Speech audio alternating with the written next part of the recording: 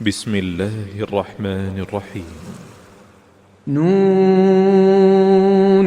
والقلم وما يسطرون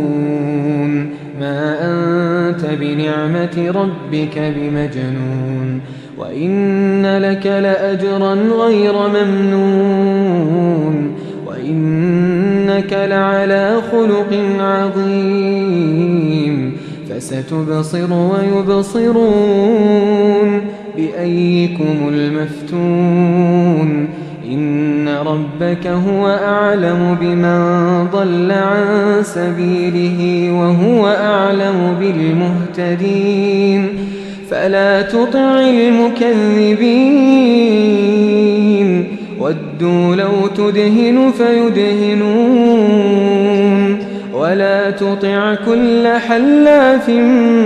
مهين هماز مشاء بنميم مناع للخير معتد أثيم عتل بعد ذلك زنيم أن كان ذا مال وبنين إذا تتلى عليه آياتنا قال أساطير الأولين سنسمه على الخرطوم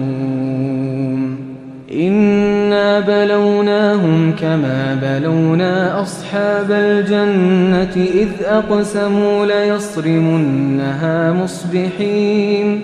ولا يستثنون فطاف عليها طائف من ربك وهم نائمون فأصبحت كالصريم فتنادوا مصبحين أن اغدوا على حرثكم إن كنتم صارمين فانطلقوا وهم يتخافتون ألا يدخلنها اليوم عليكم مسكين وغدوا على حرد قادرين فلما رأوها قالوا إنا لضالون بل نحن محرومون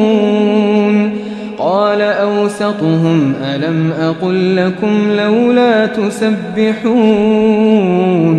قالوا سبحان ربنا إنا كنا ظالمين فأقبل بعضهم على بعض يتلاومون قالوا يا ويلنا إنا كنا طاغين عسى ربنا أن يبدلنا خيرا منها إنا إلى ربنا راغبون كذلك العذاب ولعذاب الآخرة أكبر لو كانوا يعلمون إن للمتقين عند ربهم جنات النعيم أفنجعل المسلمين كالمجرمين ما لكم كيف تحكمون أم لكم كتاب فيه تدرسون إن لكم فيه لما تخيرون أم لكم أيمان علينا بالغة إلى يوم القيامة إن لكم لما تحكمون سلهم أيهم بذلك زعيم أم لهم شركاء فليأتوا بشركائهم إن كانوا صادقين يوم يكشف عن ساق ويدعون إلى السجود فلا يستطيعون خاشعة أبصارهم ترهقهم ذلة وقد كانوا يدعون إلى السجود وهم سالمون فذرني ومن يكذب بهذا الحديث سنستدرجهم من حيث لا يعلمون وأملي لهم إن بكيدي متين أم تسألهم أجرا فهم من مغرم مثقلون أم عندهم الغيب فهم يكتبون فاصبر لحكم ربك ولا تكن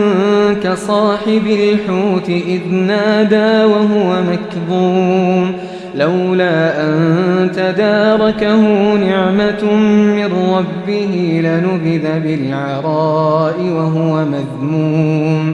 فاجتباه ربه فجعله من الصالحين وإن يكاد الذين كفروا ليزلقونك بأبصارهم لما سمعوا الذكر ويقولون إنه لمجنون وما هو إلا ذكر للعالمين